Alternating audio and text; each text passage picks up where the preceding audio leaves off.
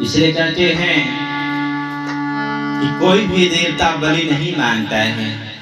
हम आप गछ लेते हैं कि हे काली माँ हमारे बेटा हो तो दूसरा के बेटा दे हम बलि गछते हैं ना। हमको बेटा होगा दूसरा का बेटा देंगे, मतलब बकरिया का बेटा देते हैं ना बलि। देख लीजिए देवता के नाम पर बलि देते हैं, लेकिन उठाकर घर लाते हैं और नमक हल्दी मिलाकर खुद इस कब्रिस्तान में डालते हैं। देख लीजिए इसलिए कहा मांस मछलियां खाए के भैया खुद राक्षस कहलावे हो। मांस मछलियां खाए के भैया खुद राक्षस कहलावे हो। अपने खातिर बलि चढ़ावे, अपने खातिर बलि चढ़ावे, देवी के दोष लगावे लोगवा।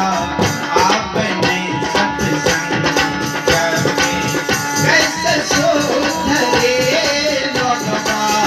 आपने सत्संग करके कैसे सुधरे लोगवा, कैसे सुधरे। कैसे सुधरी हो लोगवा, कैसे सुधरी हो लोगवा, कैसे सुधरे लोगवा। आपने सत्संग में कैसे सुधरे लोगवा। आपने सत्संग में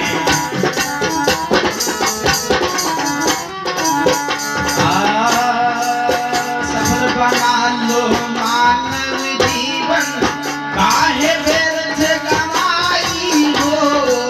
सफल बना लो मानव जीवन, काहे व्यर्थ गवाई हो। लाल कहे सत्संग बिना को, लाल कहे सत्संग बिना को कभी न शांति पाए लोगवा।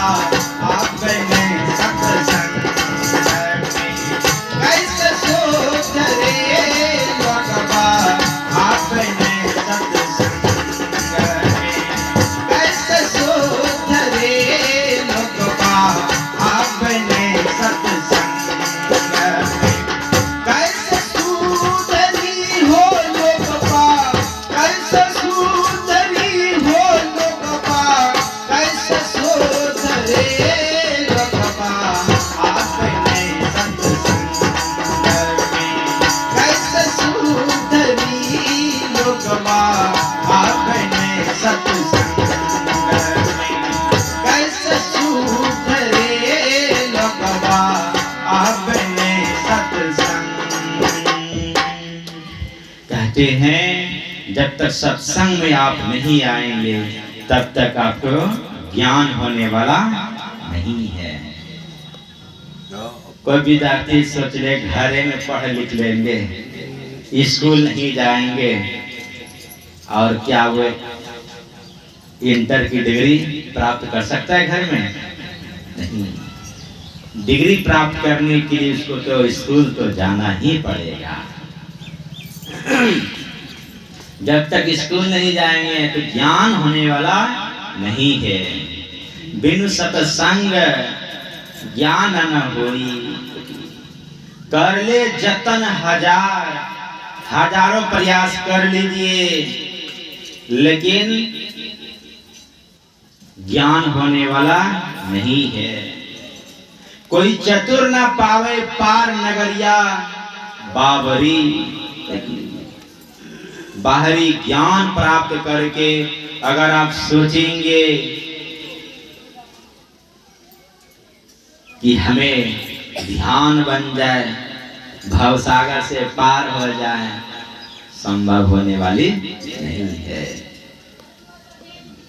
लाल लाल सब कोई कहे, सबकी गांठी लाल। और गांठी खोली के परखे नाही, तासवे भयो तासु भयो कंगाल,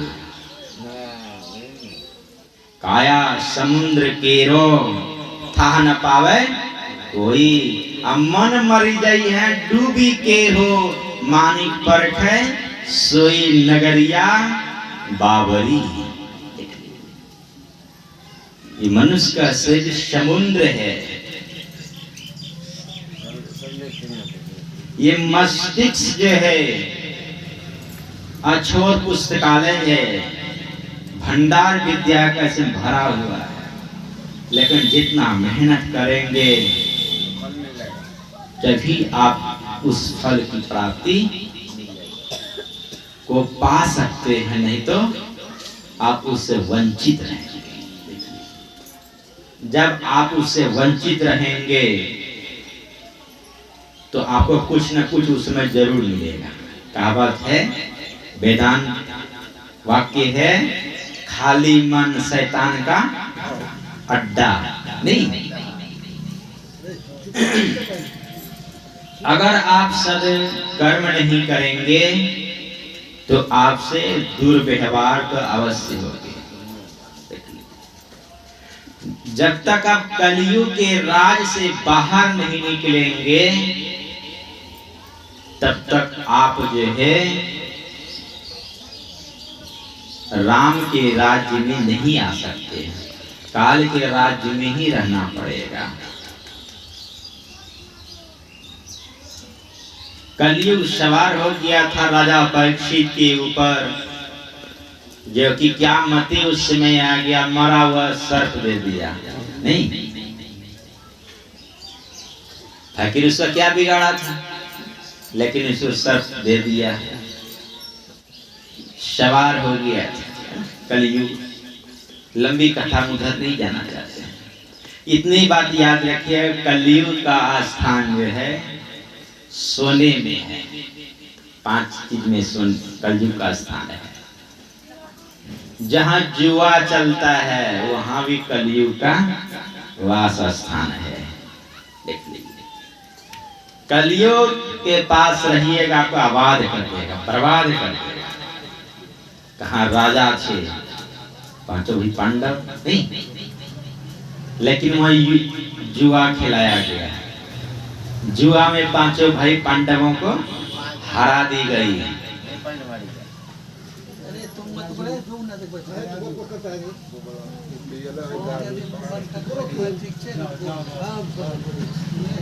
तो जुआ खिलाया, जुआ में क्या हो गई, दुर्दशा हो गई, नहीं, हार गए। कहां दर दर भटकना पड़ा उसे। देख लीजिए, सोना की मुकुट था, उसमें प्रवेश कर गया, देखिए नाश की ओर लेकर चले गया। शराब, जहां पर शराब चलता है ना, वो कलयुग का स्थान है। उस शराब के नशे में देखिए लोग क्या क्या कर बैठते हैं। उससे पूछिए तो क्या कहते हैं, क्या करें, सब तो पीबे करता है, सब एक नाम का लेता है, सब कहाँ पीते हैं। बहुत लोग कहता है पीते हैं ना। ये होली का समय में बोकारो में था, अपने आश्रम बोकारो में, तो होली के अवसर बुलाए गए थे। वो बनाते हैं जो आप लोग क्या करते हैं, उसको माई दही जानती है, मास्टरनी माई दही। सेमापुर में भी भोजन कराया गया था रात में हमें। तो पुआ, तो उसमें एक आदमी थे, झूमते झूमते आए। तो क्या बात है, तो वही है झूम शराबी, झूम शराबी, झूम शराबी, मतलब बोतल लिए हुए थे, इसीलिए डगमगा रहे थे। कहते हैं बाबा देखते हैं ना डगमगा रहे हैं। अच्छा कोई बात नहीं है। तो हम भी बोले बड़ा आनंद आता है उसमें। कहते हाँ, अरे क्या आनंद आता है, ये लोग क्या समझेगा। शराब इतनी आराम होता है, दिन भर खटते हैं ना, इसके बाद जो है जब बस बेसी नहीं आधा किलो लेते हैं, पाभर लेते हैं ना, ये नींद बड़ा सुंदर नींद आता है, थकावट दूर हो जाती है। बताइए, हमारे संतों ने कहा, मैं कहा देखिए शराब हम पीते हैं, कहते हाँ, तो कहियो बोले नहीं थे, तो हम बोले कहियो आप बोलबे नहीं कि झुम शराबी। हमारे पास जब भी आते थे बड़ा डर कराते थे, लेकिन आज बड़ा डगमगा रहे हैं, हमको पता चला आप लेते हैं क्या, कहते हाँ हाँ लेते हैं। तो हमने कहा मैं भी लेता हूँ, आप भी लेते हैं, कहता अरे नहीं बाबा, कहते बिल्कुल मैं लेता हूँ, सही है कि हाँ। हमारे संत जो है शराब लेते, लेकिन कैसा शराब, पीले शराब शौक का, मस्ती में घूम घूम कर, अरे उतरे नशा न फिर कभी सागर शराब में। देख लीजिए मीराबाई किस तरह से नाच रही है, बिना शराबे का नाच रही है, क्या अकेली नाच रही है। अरे मैं तो प्रेम दीवानी, मेरा तो दर्द न जाने कोई। अपने कृष्ण के साथ वो नाच रही है हाथ पकड़कर, लेकिन अज्ञानी जीवों को लगता है कि मीरा तो अकेली नाच रही है। वो तो हमें आपको आंख है ही नहीं। एक बार शराब पी ली, भक्ति की शराब, 5 वर्ष की उम्र में ही, तो उसकी नशा उतरे नहीं, जिंदगी भर उतरी नहीं। राणा कितना परेशान किया कि किसी तरह भक्ति छोड़ दे और यहाँ पर रहे, हमारे यहाँ आकर के, लेकिन नहीं, एक बार निकल गए तो निकल गई। देख लीजिए जयपुर राजस्थान में पड़ता है, कृष्ण मंदिर में रह रही है। पंडितों को भेजा राणा कि जाओ उसे खोज करके लाओ, खोज कर लाओ, तो मुंह इनाम देंगे, जाओ उसको लाओ खोज करके। देखिए और गए खोजने के लिए, खोज करके पता लगाते लगाते लगाया गया कि हाँ कृष्ण की मंदिर है, उसी में एक साध्वी रहती है, महिला रहती है। पंडित भेष बदल कर वहाँ गए हैं, पता किए कि नहीं यही मीरा है, और वहाँ कहते माँ मैं राणा के द्वारा भेजा गया हूँ, राणा जी कहे हैं कि आप हम लोगों के साथ चलिए, अगर नहीं चलिएगा तो राणा जी हम लोगों को वध कर देंगे, मार देंगे जान से। कहे हैं कि अब जो मेरा आएगी उसको कोई कष्ट नहीं देंगे, आजाद कर देंगे, आराम से भजन करेंगे, सत्संग करेंगे, कोई तकलीफ उसे नहीं होगी। इसीलिए माँ चलो, कहते नहीं नहीं अब हम नहीं जाएंगे, अब मैं अपने दरबार, अपने मालिक के दरबार, स्वामी की दरबार को मैं छोड़कर अब कहीं नहीं जा सकती हूँ। फिर भी कहे कि अब तो तुम जाएंगे तो नहीं, अगर हम लोग जाएंगे और कह देंगे तो हमारा तो वध कर ही देगा। तो कहते माँ चलो, नहीं जाओगे तो हम लोगों को वध कर देंगे, इसीलिए ब्रह्म हत्या का पाप लगेगी माँ, इसीलिए तू चलो हम लोगों के साथ। मीराबाई हाथ जोड़कर गोविंद की ओर देखती है, श्री कृष्ण की ओर, और कहती है प्रभु या तो आज आपको मेरे साथ चलना पड़ेगा, और नहीं तो आज आपको हमें अपने में मिला लेना पड़ेगा। अब मैं इस प्रपंच में नहीं पढ़ूंगी। और प्रार्थना कर रही है, आंख से आंसू बह रही है।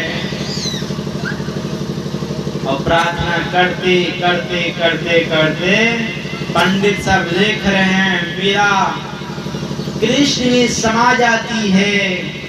कृष्ण के शरीर में थोड़ा सा बस पल्लू, साड़ी की पल्लू मात्र बाहर है, बाकी मीरा का शरीर भगवान श्री कृष्ण के शरीर में समाहित हो गए, मिल गए। मीरा भगवान कृष्ण के शरीर में मिल गई। इसलिए मीराबाई का देखिए कहीं भी समाधि आपको देखने को नहीं मिलेगी, क्योंकि मीराबाई का शरीर छूटा ही नहीं, हो तो भगवान कृष्ण में ही मिल गए। इसलिए हम लोगों को ऐसा शराब पीना है कि जिंदगी भर कभी भी उसकी नशा ना उतरे। महर्षि मातंग ऋषि अपने परम शिष्य मीराबाई शबरी माई को ज्ञान दिए कि बेटे कहीं मत जाना, यहीं पर निर्गुण निराकार पार ब्रह्म परमात्मा अवतार लेकर के यहाँ आएंगे और भगवान का काम तुम्हें करना है, बेटे कहीं मत जाना। देखिए भक्ति की नशा लग गए, जिंदगी भर गुरु के उपदेश रूपे शराब को पीते रहे, इतनी नशा में चूर हो गए कि यह भी भुला गए कि हमें सोना है, हमें खाना है, ये भी भुला गई। रात भर जग जग करके रहते थे कि किधर से राम आ जाएंगे, हो सकता हम सो जाएंगे, अब प्रभु आ जाएंगे, तब उनकी सेवा कैसे करेंगे। देख लीजिए तो गुरुदेव ये नहीं कहे थे दिन में आएंगे कि रात में आएंगे, तो कहा दिए थे आएंगे, अवश्य आएंगे, एक ना एक दिन अवश्य आएंगे बेटी। और ये गुरु के उपदेश रूपी शराब को पी तो कभी 14,000 वर्ष तक उसकी नशा तो उतरी ही नहीं।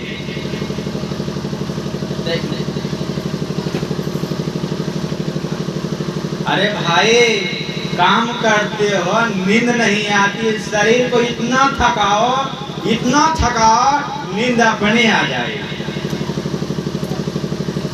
आप थके नहीं हो इसलिए आपको नींद नहीं आती है, 12 बजे जगे रहते हो। अपने इतना थकाओ, इतना थकाओ कि नींद के लिए दवा की गोली नहीं खानी पड़ेगी, टैबलेट।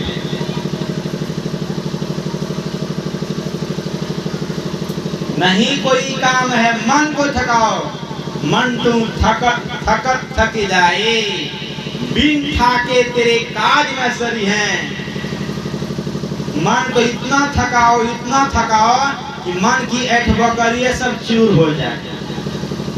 जब तक मन की ऐठ-बकरी चूर नहीं हुआ है ना, देखिएगा बैठिएगा ध्यान करने, कहीं बाजार ख्याल जाएगा, कहीं दुकान ख्याल जाएगी, कहीं बेटा बेटी ख्याल आएगी, बैठे ध्यान करने, लेकिन बेटा बेटी ख्याल आ रही है, ख्याल हो जाए गाय को भोजन नहीं दिए हैं, गाय को पानी नहीं पिलाए हैं। ये मन का एक बकरी है, छटपटा रहा है मन।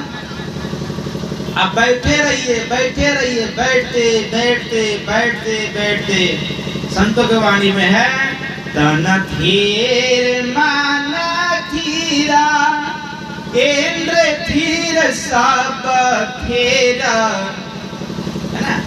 कैसे थीर और स्थिर कैसे होगा, तन थीरा, शरीर को आप इतना स्थिर कर दे, इतना स्थिर कर दिए कि मन स्थिर हो जाए, मन कैठ बकरी चूर हो जाए। बैठे हैं क्या ध्यान करेंगे, 5 मिनट क्या क्या बकी आने लगा, 5 मिनट में उठ गए। अरे मन का स्वाभाविक चाल है भागना, छटपट करना, भागने दीजिए। मन जाए तो जाने दे, तू मत जा शरीर। मन जाता है जाने दीजिए, दिल्ली पंजाब हरियाणा जहां जाता है मन जाने दीजिए, लेकिन आप बैठिए, बैठे रहिए मुस्तैदी से। 45 मिनट, 1 घंटा 1.5 घंटा मन को समझाने में लगता है। 45 मिनट के बाद मन थोड़ा थोड़ा समझता है भाई भागने से कोई उपाय नहीं है, क्योंकि हम जहां जहां भाग रहे हैं कोई ठिकाना ही नहीं मिल रहा है। वहां जाता फिर वहां से हटकाना पड़ता है, वहां जाता फिर वहां से हटकाना पड़ता है। हट जाने से कोई लाभ नहीं। अब मन थोड़ा थोड़ा समझना शुरू कर गया। जैसे 1.5 घंटा पूरा होता है, मन की ऐठ बकरी चूर हो जाता है, मन सुस्त हो जाता है। आप जो काम कीजिएगा अब आपका काम बनेगा वहां, क्योंकि जिसके कारण मन भाग रहा था, छटपट कर रहा था, मन कभी न कभी पकड़ा दे दोनों भवों के बीच कैसे अस्थिर होती है। मन की ऐठा ऐसा अमीठा होता है मन का कि मन का सब ऐठ बकरी चूर हो जाता है, मन सुस्त हो जाती है।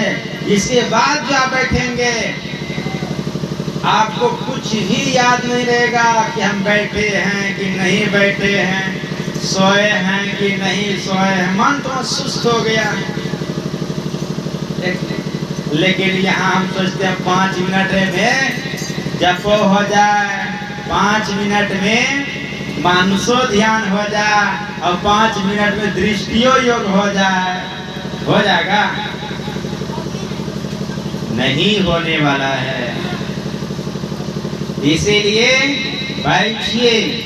संत मत जो बैठने की कला सिखाता है, जब तक आप बैठेंगे नहीं तब तक आपसे कुछ भी नहीं हो सकता है।